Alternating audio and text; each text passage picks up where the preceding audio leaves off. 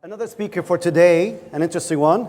Waleed Shaalan is design principal for SSH Design, a multidisciplinary firm with over 50 years of experience in architecture, engineering, infrastructure, and project management.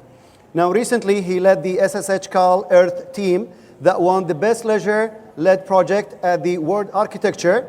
That was the festival in 2012. And he has collaborated with Atelier, that's French, forgive my French, okay, let's see, Jean Nouvel, on the winning design for Educational and Cultural Center of Abdullah Ahmad competition in Kuwait. Ladies and gentlemen, please welcome Waleed Shaalan.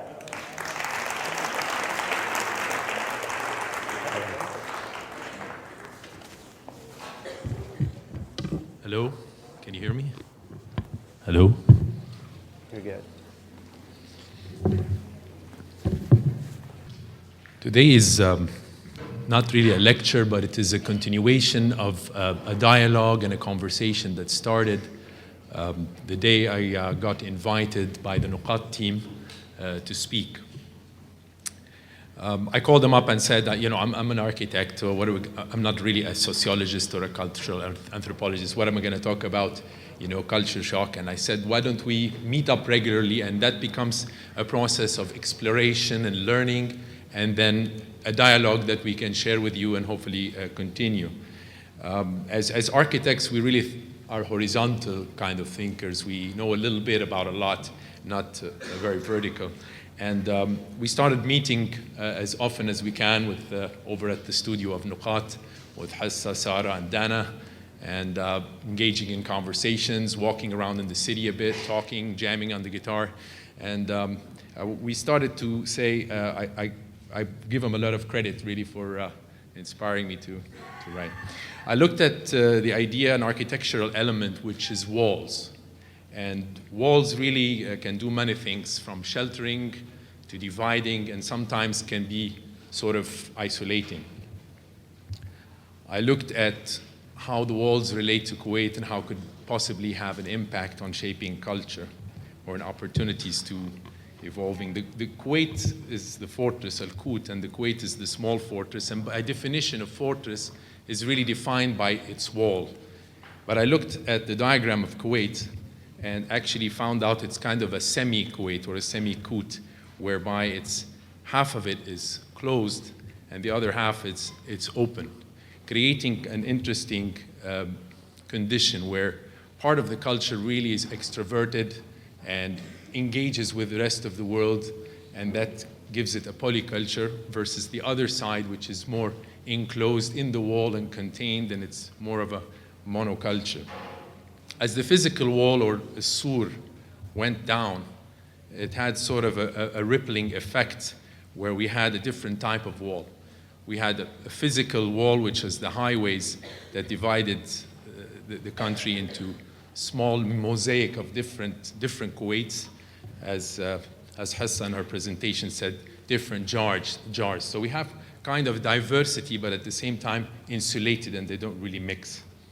So we zoom in a bit and take a look at some of these conditions. Looked at the avenues as an example, where the avenues is, again, sort of its own little Qut or Kuwait. It's its little fortress surrounded by a wall, isolated from the city, isolated from context, where you sort of get a little city inside of a city, but one that sort of is saying Kuwait, but really it's more saying the Truman Show a bit,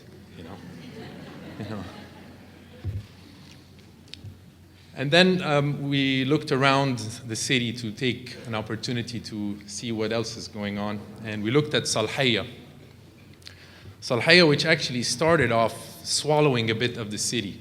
That little alley in between both buildings was a street, was actually an alley. And the mall sort of swallowed it up and contained it within its walls to make it part of the mall. But then they came back again and sort of gave something back again to the city, and developed an outside space, an urban space that sort of engages and interacts with the city. But then we look at that space, and it's sort of, there's a wall that sort of separates it, an invisible wall that separates it between, what you go on one side where it feels like Kuwait, and the other side is kind of Philippindia on the other side. And that wall, although was invisible, was very, very vivid, but it's the kind of wall that sort of separates the freshwater fish from the saltwater fish. You don't see it, but it's there. It's the wall that separates the oil from the water. So we went out to Nuqat and we said, why don't we take a walk around and take some photos and sort of explore and engage. And we went there, and literally where that red box was, where the tiles sort of changed, there was no sign that says do not enter or you need a visa or whatever. But on one side, you're in one country, and on the other side, you're in a totally different country. And literally, I mean, you guys remember. So we spent some time walking around. On one side, you get this, and then on the other side, you get that. So we sort of took notes and walked around and observed and found that there is actually a lot of richness and a lot of diversity and an opportunity to take it a little bit further. And maybe instead of it being disengaged from the city, maybe it can be an opportunity to enrich the city. So maybe if we shake the oil and water a bit and sort of have some pockets and make maybe a little Philippindia or something like in Singapore, where you have a Chinatown and you have a little India. I was there recently for the World Architecture Festival, and I found out that it definitely, that polyculture adds a lot of richness to the city and to the urban experience, where it creates different sort of textures and different type of diversity in terms of culture that has impact on cuisine. It becomes a much more real and a more genuine experience than in a self-contained mall with a very theme park-like feel. Again, it helps also to modulate the scale in the urban environment, where you have pedestrian areas with low rises, with textures where you can walk in the street and feel you're in the city, and at the same time not get overwhelmed by the massive buildings and all the vehicular circulation, and brings people back to the city and take ownership of the street. We looked around at another area where we found, again, another wall, which is the Gulf Road, which has really severed the people, the pedestrians, to the sea, which traditionally Kuwait was very much close to the sea and very much engaged with the sea.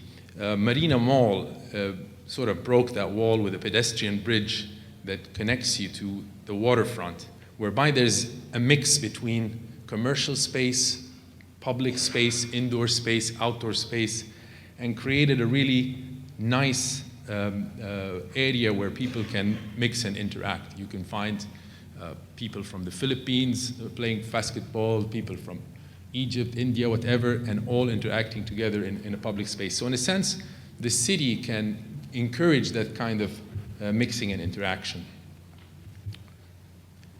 You get many type of interesting activities where no longer going to the mall is about buying something or eating, but they can be public events where the whole city, it becomes like a living room for the whole city, where they can share activities and get into more different type of events. So we go back to the culture shock, and I sort of said, why is it important that we mix and take advantage of the polyculture here? I come from a very monoculture, from Egypt, where it's as mono as it gets. One Nile, one God, one football team, you know? So, but then I spent some time in a polyculture in the US and realized that the kind of richness that it exposes you to in terms of learning about different cultures. My culture shock really took place when my son was very, very, very young. And we were sitting in a restaurant, and two gentlemen from the Philippines were eating at the table next to us, and he said, "Daddy, look, the waiters are eating." My reaction was, total shock. That's culture shock. And I was actually quite alarmed, because I felt our children, are they growing up in an environment where you're from is really more what you do? Is there a caste system that's sort of slowly creeping on us and we're not really knowing it? So I thought maybe I'd administer to him or execute culture shock to him the way my father did to me, but I didn't really have the heart. when I was a kid, my father, on one of the summer holidays, decided to take me out of my little Gezira club and little world in Egypt and took me to a mechanic in Manial and said, here's a kid from the village, let him work. And I ended up working for the whole summer, and it got my hands dirty, as well as my mouth learned a lot of foul language as well. So. But it was an incredible experience for me because I got to see really that, you know, the poor people are not just in the background of our lives, they're real. You develop empathy. It prepared me to, when I went to the States, it was a piece of cake to flip burgers on campus or work in Domino's Pizza or whatever. And it was very helpful experience. And that takes me to my second culture shock, and that was a good one. And that was when I went to Solo Pizza. That was a fantastic experience because it was the first time I've been in Kuwait since '97. And it was the first time that I was actually in a restaurant and a waiter was Kuwaiti serving me food. And I didn't know what to do. Do I give him a tip, or would I insult him, or what do I say? Bakshish tal umrak. I mean, what, you know? But I'm really proud of these guys, and I think it's really fantastic because it's sort of, again, the culture is no longer about consumption. There's innovation, there's passion in their work, there's an opportunity for us to break the wall between the one who's serving and the one who's being served, and create a much more healthier environment. The good news is that there's a lot of good stuff going on. And I'm sure you guys know, but some of these sort of grassroots movements of people just sort of taking ownership of public space and taking ownership of the street and of urban environment. And this is El Kut market that takes place first Saturday every month. And I went there, and it was just really fantastic to see, you know, everybody was just making things, innovating, sharing. I could get to really feel the culture of Kuwait, the real sense of commerce and merchant that's in the Kuwaiti culture. It's no longer about going to a mall and just sort of consuming, but it had innovation, it had production, it had all kinds of different ingredients that was very, very interesting and very enriching. Also, there is a shakshuka market, which just sort of, you know, pops up everywhere, and people who, again, prepare their own food sort of take on little pockets of the city and bring life to it, and bring life to the city. And you get these interesting mixes, you know, and that, again, it's announced on Instagram. I don't want to make the presentation long because I like to hear from you and have a bit of a discussion, but I like to sort of end it with this image. It's kind of very optimistic and positive image of, again, people just taking on, this is a tunnel that they just decided to go and paint it up and take ownership of the public spaces and turn it into art, and turning it and bringing life into the city. And hopefully we'll get to Failaka also and fix it up as well. Thank you very much.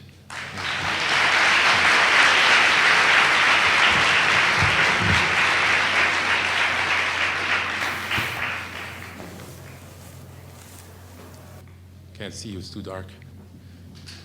Where are you guys?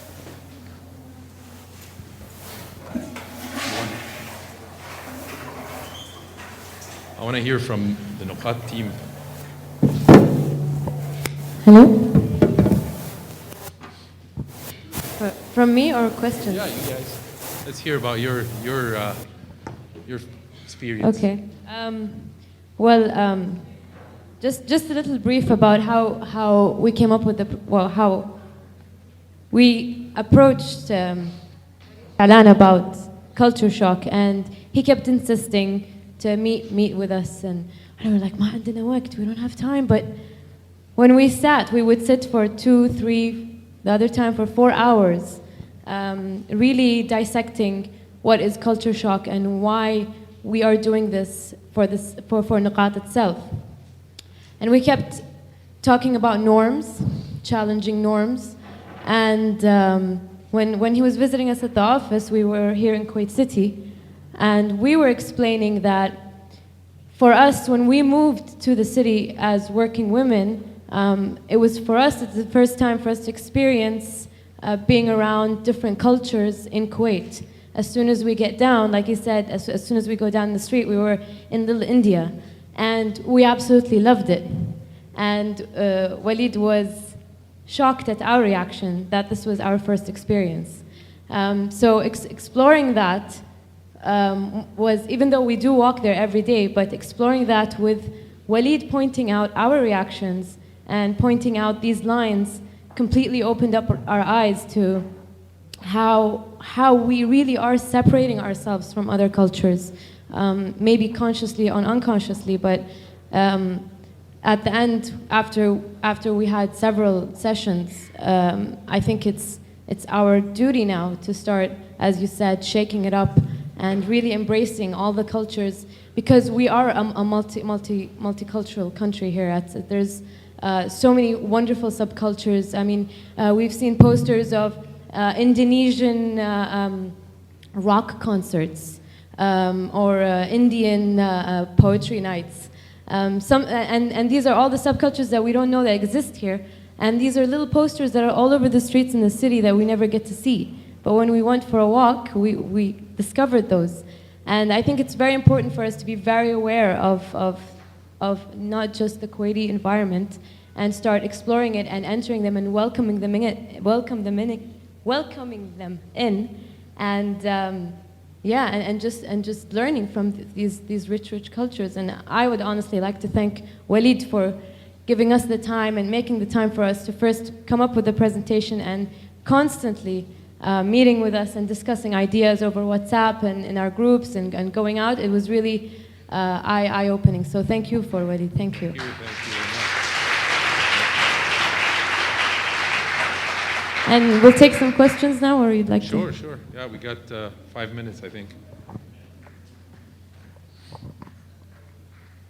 I'm sorry, I don't know much about your practice before. I wondered if the concept was something that you applied to Egypt and to other cities, or you, for example, of the walls, or because it was so well conceived that you think it's almost a plan that you had worked before, maybe for Cairo or for other cities? I think in Cairo, the conditions are different than in Kuwait. Kuwait was very much defined by the wall. Even the symbol of the wall and the gates, and it's a very strong part of the identity. Whereas in Egypt, it was sort of a different condition. In Egypt also you would have the city would be also enclosed with a wall, but then you'd have the wall that would separate the wealthy ruling elite, and then the rest of the population would be outside the wall, and then they'd squeeze in, and sort of then the wealthy would relocate in another place, and then this center of the town would get overrun by the population, and then it get run down, such as like Khan al-Khalili, and then it went down to Wust al-Balad downtown, and then now they moved out to At-Tamiyya. So they're always playing this game where the rich sort of move out, build a wall around themselves, and then the poor sort of go because there's opportunity, and then it implodes, and then they move out again. So it's a different condition, I believe, in Egypt than in Kuwait. Hi. Anyone else? Hi. Where? Right here. Oh. So as an architect, I've been looking at similar issues within Kuwait. And one of the things that I realized when I was looking at the master plan was that we are sort of reinforcing those barriers through infrastructure and through the way that we negotiate the city. And so, for example, when you look at the uses of Kuwait, you see that the middle part is that main residential area where most of the Kuwaitis live. And then all of the other cultures are sort of in the periphery. They're either in Salmiya or they're in Farahid. So I guess my question is, how do we break down that boundary? Because that boundary is sort of, you're looking mainly at the city, which has this more versatile nature. But when it comes to an area like Vahia or some areas, residential areas of Shweikh, it's enforced by real estate. It's enforced by who can own or where people can live. So how do we move in that direction where we have a multiplicity of uses, multiplicity of housing that allows people to have that diverse interaction? I think the big issue here is that the city grew to become a mega suburb. And these suburbs are very uninviting because not only are they surrounded by those major highways, but then you can't really drive through it because it's, whenever you go through, it sort of turns around, and throws you back out. You got all these jadda going back, and you find yourself back out again. So it's not really sort of developing into little nodes where you have a neighborhood that can have a certain place where you can live and work, and that in itself will reduce the pressure on the infrastructure, because you don't have to be everybody converging from all of these suburbs downtown on these highways that end up with traffic lights at the end.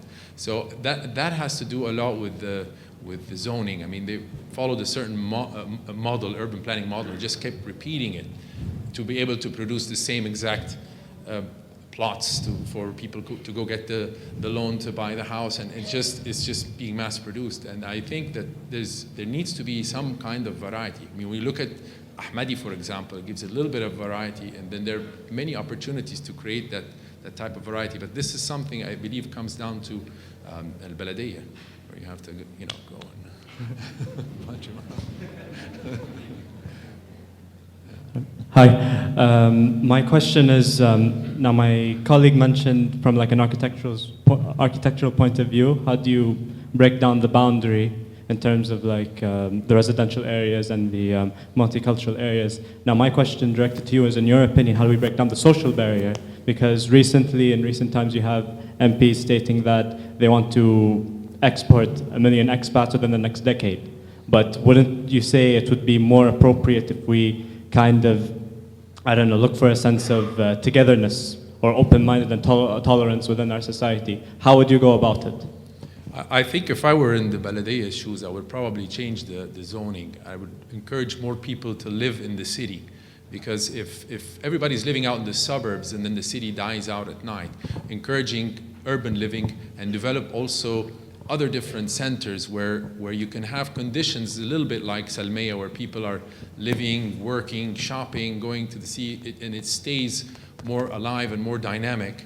And you know, and there are many opportunities, especially with the new areas that are being developed. But unfortunately, the same cookie cutter plan everywhere. Even neighborhoods are looking the same. I mean, if they blindfold you and put you in Yarmouk and you don't know if Anta fi Surra or Yarmouk, they all look the same. You know, there's no identity to those neighborhoods themselves as well.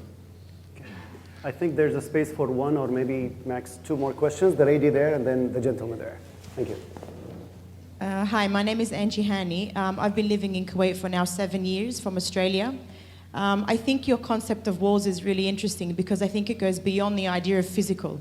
I think you're talking about the them, the us, the culture barrier as well. It's not just the built wall through architecture. Living in Kuwait now, I can see the difference between the understanding of multiculturalism. It's not just a built idea, but it's a mindset. And we're living in this mindset every day. Forget about big spaces like the avenues or Marina Mall, or we're doing this in our own homes here. We have a small room for the caretaker that looks after the children, the 7 children, who cooks, who cleans, who does all of this. And it's always the them, the us. When they go to a restaurant, she sits on a separate table on her own. These are walls that we're building, not necessarily the physical walls that you have built through architecture that we can tangibly touch. Yes. But it's the other walls we are building. Yeah. And these walls, it's an idea of the mindset. It's not about changing the architectural structure. It's about changing beliefs. And if we really are humans and we all bleed the same blood, then we need to release these walls before any other walls. Yeah.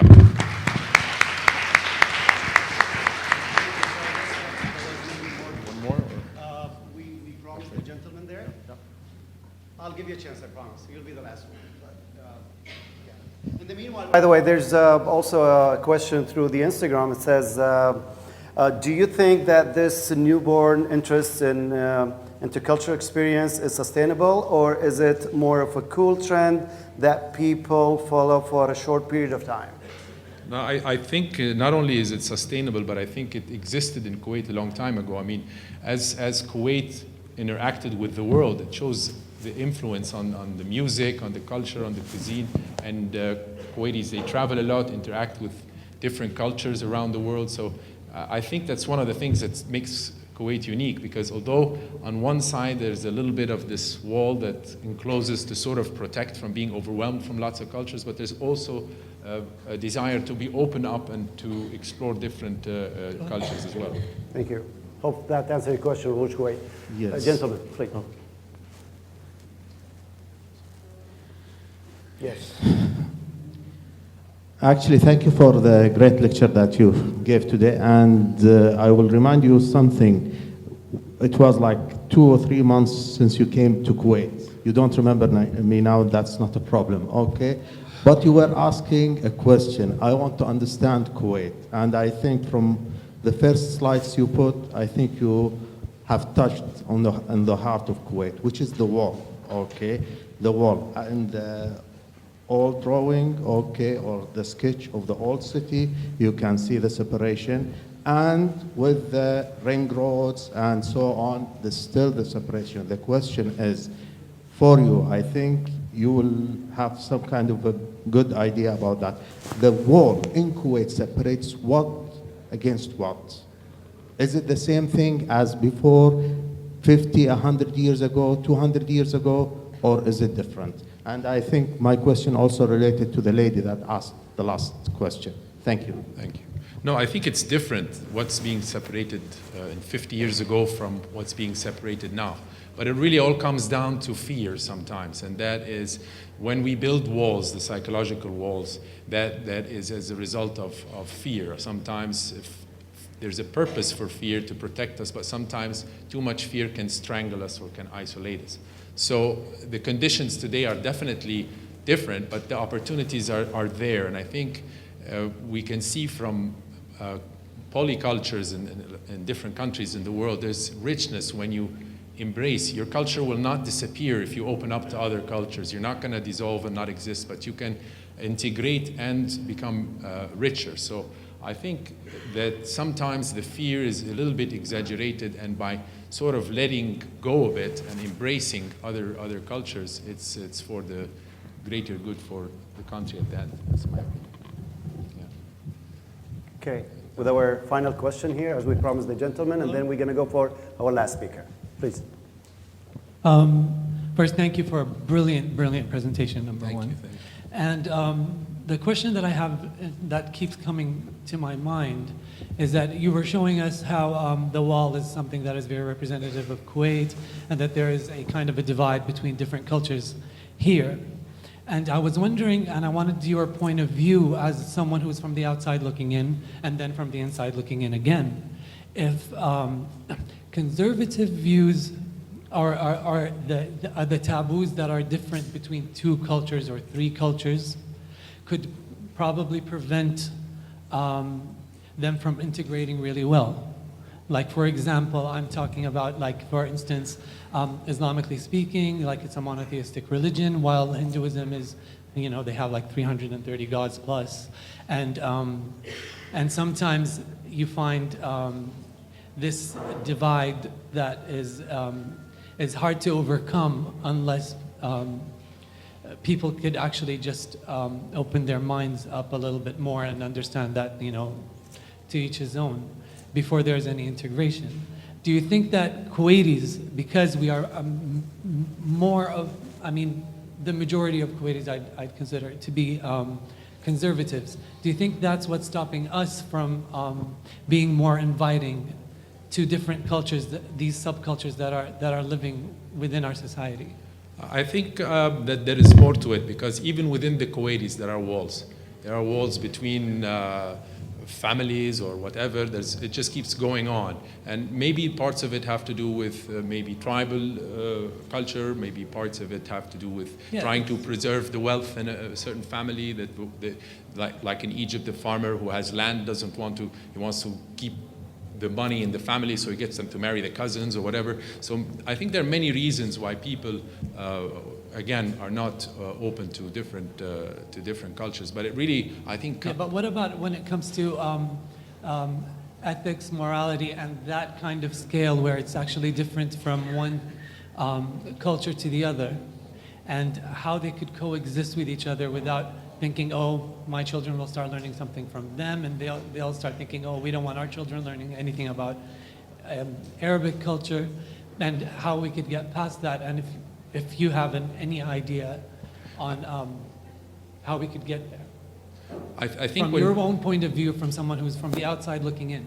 I see that less because I see a lot of Kuwaitis that I meet have spent years abroad studying, and they've been exposed to different cultures, and that's less of an issue than when they maybe come back and get into the sort of intricate code of dealing with each other or internally inside. When you get to not the extroverted side, the introverted side, and then there are these layers, I think, that are deeply rooted in the culture. Yeah. Thank you.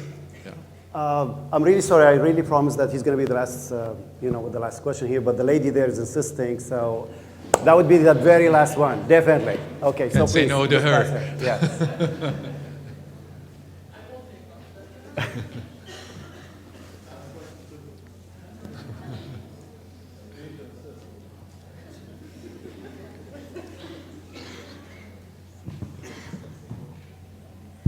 Ladies last.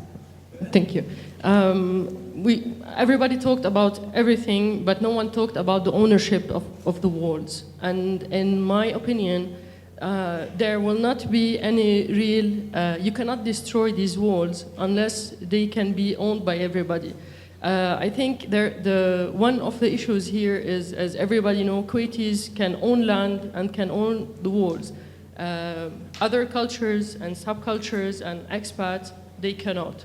So they will never have the feeling that they belong or to see things to a long term. Like in other countries, they have tried to resolve this matter with 99 years lease or freehold or whatever it is. But I think it's not just like the person that was talking, it's not about religion or morality or issues. It also narrows down to a legal issue, which is the ownership of the land and the walls. Thank you. Thanks. I guess it was more than a comment and question. Yeah, you can. Yeah, please. I want to thank Nuqat, Hassa, and Sarah, and Dana so much for inviting me, and for so proud of you for this fantastic event. Big hand for Nuqat.